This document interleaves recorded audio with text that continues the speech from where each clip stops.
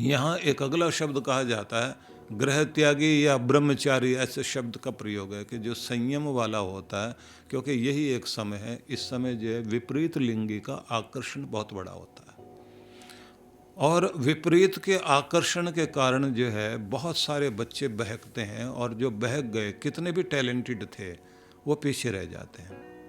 इसलिए एक तो ये विद्यार्थियों को अपनी बात ध्यान में रखनी है और ये भी मैं कुछ चीज़ें और आपको कहना चाहूँगा कि आपके समय पढ़ाई का निश्चित हो जाना चाहिए। इस समय मैं बैठ कर के पढ़ूँगा, और वो अगर आप समय निश्चित कर लेंगे तो आपको उस समय मूड बनता है। खेलने का समय आपका अगर है तो आप उसके लिए समय ज़रूर निकाल लीजिए, लेकिन एक बात का ज़रूर ध्यान रख लीजिए, आपका मस्तिष्क लगभग जो है वो 40 मिनट से लेकर किसी का 1 घंटे तक, किसी का 1.5 घंटे तक एकाग्र हो जाता है। उसके बाद में मस्तिष्क डल होने लग जाता है। तो आप ताज़ी हवा में थोड़ी देर के लिए जाइए, पानी पी करके आइए और उसके बाद में अपना गाना गाते हुए, मुस्कुराते हुए, आँखों पर छींटे लगा करके और एक बार खुलकर हंस करके, मुस्कुरा करके और थोड़ी सी स्ट्रेचिंग करते हुए, मतलब अपने शरीर को खिंचाव दे करके फिर से आकर के बैठिए एक नई तैयारी के साथ कि फिर से मैं ग्रहण करने के लिए तैयार हो रहा हूँ। लेकिन इस बीच में मोबाइल फ़ोन या टीवी देखने की शुरुआत ना करना, नहीं तो आपके मस्तिष्क की जो ग्रहणशीलता है वो कम हो जाएगी। बीच बीच में थोड़ा थोड़ा पानी ज़रूर पीते रहना चाहिए, वो भी सिप करके आप जो सिप सिप लेते रहिए, थोड़ा थोड़ा घूट घूट पानी लेते रहें। लेकिन बहुत पानी पिएंगे तो भी आलस्य आता है, लेकिन थोड़ा पानी पीने से मस्तिष्क को जो है ताजगी मिलती है, मस्तिष्क जो है उस समय तरोताज़ा होता है। और ख़ास बात यह है कि कठिन विषय जितने भी होते हैं जो आपके लिए जो मुश्किल लगते हैं उनको पहले पढ़ना चाहिए। जब आपका मस्तिष्क बिल्कुल तरोताज़ा होता है उस समय आप उस पर समय लगाएंगे तो ज़्यादा अच्छा होगा, क्योंकि उस समय आपका समय देना जो है वो आपके लिए उपयुक्त है। ध्यान आपका मन बटाने वाली चीज़ें, ध्यान भंग करने वाली चीज़ों से बचना चाहिए और उनको आप पहले ढूंढ लें कि ये चीज़ें हैं जो मेरा ध्यान भंग करती हैं। उनसे अगर आप अपना बचाव करना सीख गए तो बस ये ध्यान रख लीजिए, फिर आपकी गाड़ी बहुत अच्छे से आगे चलेगी। जिन लोगों की ये आदत होती है कि वो अपना ध्यान बार बार भंग करते रहते हैं, और कितने विद्यार्थी तो वो म्यूजिक चला करके पढ़ते हैं, उनको लगता है कि ज़्यादा अच्छी पढ़ाई हो रही है मेरी, लिखता भी जा रहा हूँ, पढ़ता भी जा रहा हूँ। जब आप लिख रहे होते हैं तो उस समय आप ध्यान रख लीजिए, अगर पूरी एकाग्रता से पढ़ते हुए लिख रहे हैं मस्तिष्क में ज़्यादा अच्छे से कोई चीज़ बैठेगी। लेकिन अगर म्यूजिक भी चल रहा है, ये भी कर रहे हैं, तो आपको लगता है रिकॉर्डिंग ठीक हो रही है मस्तिष्क में। क्योंकि 3 चीज़ें ज़रूरी हैं कि जो आप पढ़ रहे हैं वो रिकॉर्ड हो रहा है या नहीं हो रहा है, स्टोर हो रहा है नहीं हो रहा है, उसके बाद में रिकॉल हो रहा है या नहीं हो रहा है। ये बात बहुत ध्यान रखने की है। आपने याद करने के लिए किसी चीज़ को दोहराया, आपको लगता है अब मुझे याद है, लेकिन वो पूरी तरह से स्टोर हुआ है, सेव हुआ है या नहीं, मस्तिष्क में जमा हुआ है या नहीं, आपको नहीं पता। जब आप रिकॉल करेंगे, उसको फिर से वापस लाएंगे, उसको आप या दोबारा दोहराएंगे अकेले जा कर के, वो नहीं आता। तो उस समय में क्या करना होता है कि अपनी पुस्तक खोल करके पन्नों को पलटते जाइए, हेडिंग देखते हुए, लाइनों को देखते हुए, और आंखें बंद करके फिर से उनको दोहराते जाओ। और पूरा आपने एक लेसन पढ़ लिया तो पढ़ने के बाद में एक बार ये कोशिश कीजिए कि आप आंखें बंद करके उसे फिर से मन मन में दोहरा लें। तो जितनी बार किसी चीज़ को आप दोहराते हैं वो मस्तिष्क में आपके अंकित हो जाता है। इसलिए अधिकांश रूप से हम लोग जो जागो चैनल के अंतर्गत कुछ भी संदेश देते हैं वो 10 या 12 मिनट का होता है, लेकिन विद्यार्थियों के लिए मैं इसको थोड़ा सा लंबा इसलिए कर रहा हूँ क्योंकि मैं चाहता हूँ कि उन्हें किसी तरह की जो मटेरियल दिया जा रहा है, जो सामग्री दी जा रही, वो कमी ना रह जाए, उसमें उनको पूरी तरह से अच्छे से चीज़ मिल सके। और एक बात ध्यान रख लीजिए, जो बच्चे आलसी हैं, लापरवाह हैं, उनका कोई भविष्य नहीं होता। आप अपनी लापरवाही को और अपने आलस्य को आसानी से माफ़ कर दोगे, लेकिन न प्रकृति माफ़ करेगी, न जिंदगी माफ़ करेगी, न जो है आपका भविष्य माफ़ करेगा।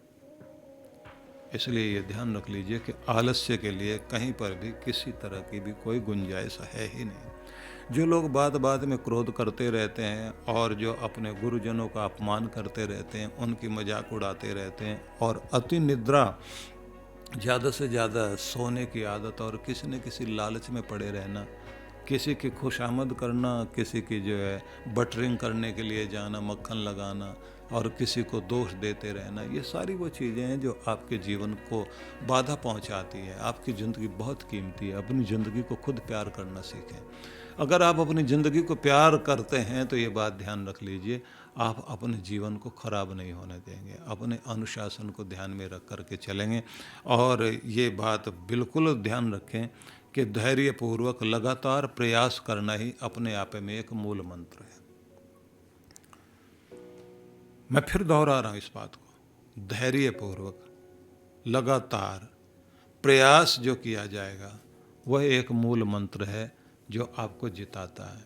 और इसको ऐसा कहा जाता है कि जो लगातार कोशिश कर रहा है, भले वो कछुए की स्पीड से चल रहा है, कभी कभी खरगोश पीछे रह जाता है और कछुआ जीत जाता है। लगातार का प्रयास जो है वो बहुत ज़बरदस्त चीज़ है। लेकिन ऐसा भी कहा जाता है कि कछुआ भी और खरगोश भी दोनों ही पहाड़ चढ़ जाएं, तो उसके लिए ज़रूरी है कि आपका मेंटर, आपका कोच, आपका गाइड बढ़िया होना चाहिए। चुनाव बहुत अच्छा कीजिए। और जिनको आप ये समझते हैं ये मेरा बहुत अच्छा कोच है, उनको इतना आदर मान दीजिए कि वो आपको सिखाने में कोई कमी ना छोड़े। जिन माँ बाप को अपने बच्चों को पढ़ाने के लिए पैसे भी खर्च करने पड़े, कुछ भी बेचना पड़ जाए, घाटे का सौदा नहीं है। आपका बच्चा लगाया गया पैसा सब कुछ वापस कर देगा, सब कुछ वापस आ जाएगा अगर वो कीमती बन गया तो। और मैं विद्यार्थियों से कहना चाहता हूँ कि ये विद्या साधारण चीज़ नहीं है। इसको चोर नहीं चुरा सकता, डाकू इसे लूट नहीं सकता, ये किसी के द्वारा धोखे से, छल से, फरेब से छीनी नहीं जा सकती। संस्कृत में कहावत है ना, स्वदेशे पूज्यते राजा, विद्वान सर्वत्र पूज्यते। कोई भी किसी जगह का राजा होगा, अपने देश में पूजा जाएगा, लेकिन ज्ञानी, विद्वान, समझदार, बुद्धिजीवी, पढ़ा लिखा व्यक्ति, किसी भी गुण में विशेष है, विशिष्ट व्यक्ति है, दुनिया के हर कोने में उसका सम्मान होगा, क्योंकि विद्या आपको पुजवाती है। लेकिन ये भी एक बात ध्यान रख लीजिए कि जो व्यक्ति अपनी विद्या को उपेक्षा नहीं करता, उसकी विद्या उसकी जिंदगी में टिकती है। मतलब यह कि हर रोज इसको आप स्मरण कीजिए, इसको दोहराइए, विद्या आपके मस्तिष्क में रहेगी और आपको कीमती बनाती रहेगी। सीखना कभी भी आदमी को बंद नहीं करना चाहिए। और एक बात और, आपके मन में जब भी कोई भी प्रश्न आता है, कोई चीज़ आपके मन में लगती है कि ये मुझे समझ नहीं आई, आप उसको बिना संकोच किए 2 बार, 3 बार, 5 बार भी पूछना पड़े जरूर पूछें। पूछते समय जो है आदर देना बहुत अच्छे से आना चाहिए आपको। कभी कभी ऐसी चीज़ होती है कि जब आप पूछने लग जाते हैं तो आपको लगता है कि मेरी मजाक उड़ाई जाएगी, सब हंसेंगे। इसको ये भी नहीं आता। थोड़ी देर के लिए, 1 मिनट के लिए मूर्ख बन जाना अच्छी बात है। जिंदगी भर मूर्ख बने रहने से तो अच्छा है 1 मिनट का मूर्ख बन जाओ, लोग हंस लें। पूछ लेने के बाद, जान लेने के बाद जिंदगी भर की मूर्खता खत्म हो जाती है। इसलिए पूछने में कभी संकोच मत करना। बहुत सारी चीज़ें हैं मेरे पास आपको बताने के लिए, लेकिन मैं ये कहना चाहूँगा, किसी को भी अगर APJ अब्दुल कलाम साहब बनना है, स्टीव जॉब्स बनना है, लाल बहादुर शास्त्री बनना है, तो उनको पढ़िए आप। लाल बहादुर शास्त्री किस प्रकार से जो है नदी तैर करके पढ़ने के लिए जाया करते थे, और अपने कपड़ों को निकाल करके उनको एक थैले में बंद करके सिर पे रख करके और फिर किस तरह से तैरते थे। और कभी कभी सर्दियों में वापस नहीं आना, वहीं रहना है, तो किसी वो जो भड़बूजे होते हैं, जो मक्का चने वगैरह भूनने वाले लोग होते हैं, उनका जो भट्टी होती थी उसमें जो राख थोड़ी सी गर्म रह जाती थी, वहाँ बैठ कर के रात बिता ली, किसी तरह से सो लिया, नहा धो करके सुबह फिर स्कूल चले गए पढ़ने के लिए। क्या क्या करके एक व्यक्ति जो है अपने व्यक्तित्व को बनाता है। ईश्वरचंद विद्यासागर जो बंगाल में हुए लेकिन पूरे देश में समाज में बड़ा ऊंचा स्थान बनाए। इन सब के जीवन को पढ़ के देखिए ना, किस तरह से पढ़े और कैसे बने।